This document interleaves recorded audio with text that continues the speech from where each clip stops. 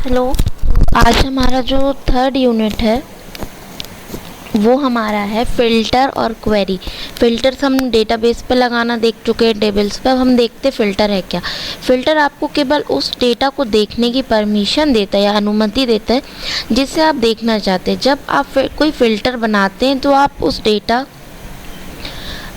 Criteria उसका data का criteria निर्धारित करते हैं जिसे आप प्रदर्शित करना चाहते हैं। फ़िल्टर टेबल में सभी रिकॉर्ड की खोज करता है जो भी आप अपनी सर्च क्राइटेरिया को पूरा करता है, ठीक है, और अस्थायी रूप से उस डाटा को छुपाता है जिसे आप नहीं देखना चाहते। फ़िल्टर का उपयोग केवल टेबल में इच्छा के अपनी जानकारी को प्राप्त करने के लिए होता है। उदाहरण के लिए सिर्फ आपने DCA कोर्स डाला तो DCA के स्टूडेंट्स की इन्फॉर्मेशन मिलेगी, ठीक है। तो ये आपका फ़िल्टर होता है। फ़िल्टर के बाद आता है हमारा यूनिट थर्ड में क्वेरी। क्वेरी क्या है? किसी भी डाटाबेस फाइल में उस संरचना के अनुकूल डाटा डाला जाता है। किसी भी व्यावसायिक कार्य में प्रयोग होने वाला डाटाबेस फाइल में बहुत बड़ा डाटा स्टोर किया जाता है। डाटाबेस फाइल उन डाटा को क्रमबद्ध तरीके से संग्रहित करती है, स्टोर करती है, जिसमें डाटाबेस फाइल का मुख्य उद्देश्य वांछित डाटा को कम से कम यूज़र्स को दिखाना होता है।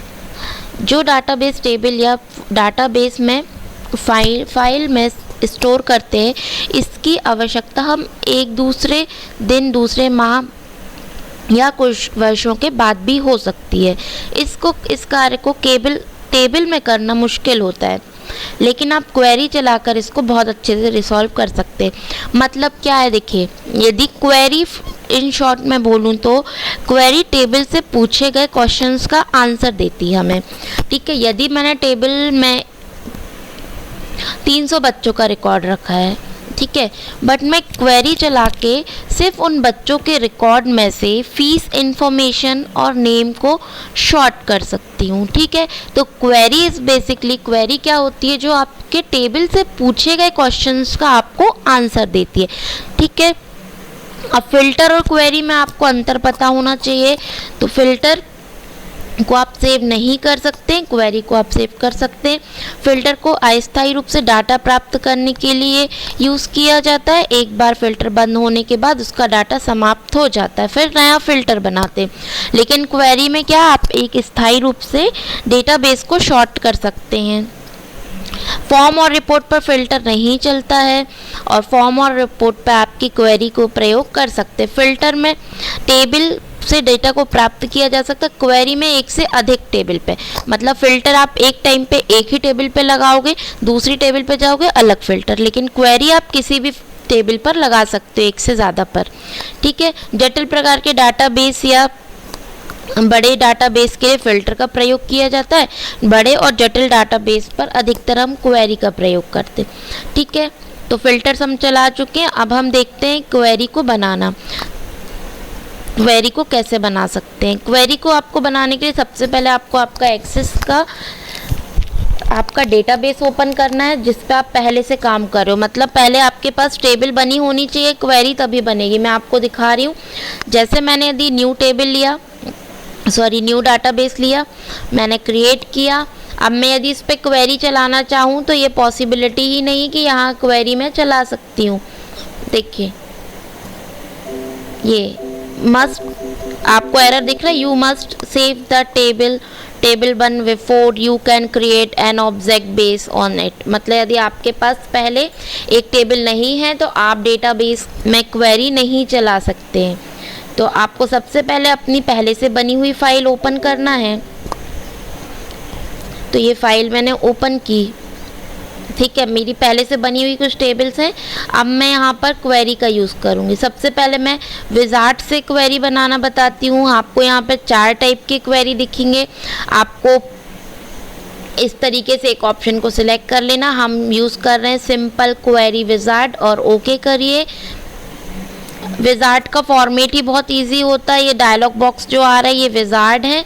इन विजार्ड के यूज़ से आप बहुत इजीली क्वेरी को चला सकते हैं। देखिए यहाँ पर आपकी जितनी टेबल जितनी क्वेरी है सब देखेंगे।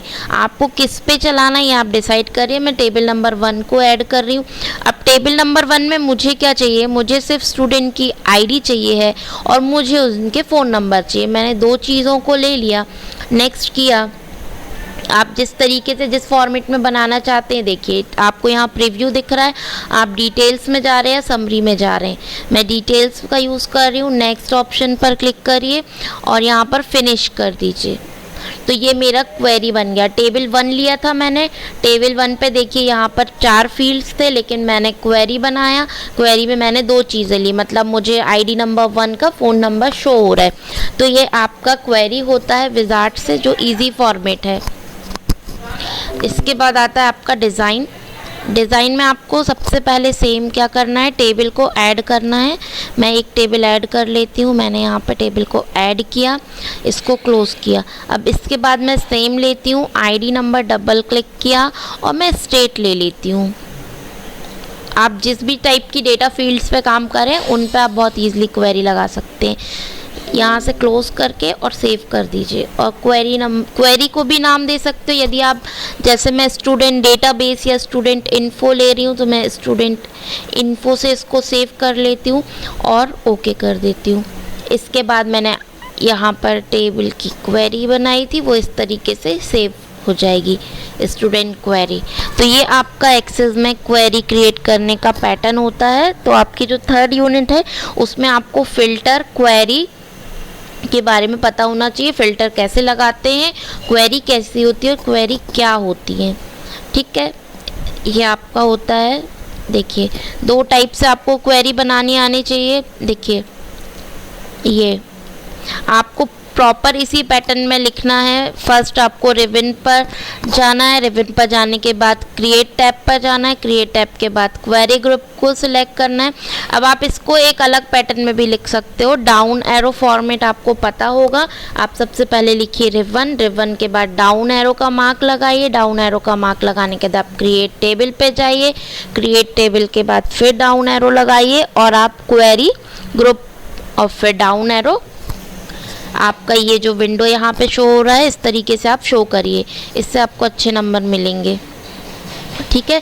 तो ये आपका दोनों टाइप से क्वेरी बनाने का पैटर्न था और क्वेरी क्या होती है ये आपको मैंने बताया है। इनको अच्छे से पढ़ के जाइएगा।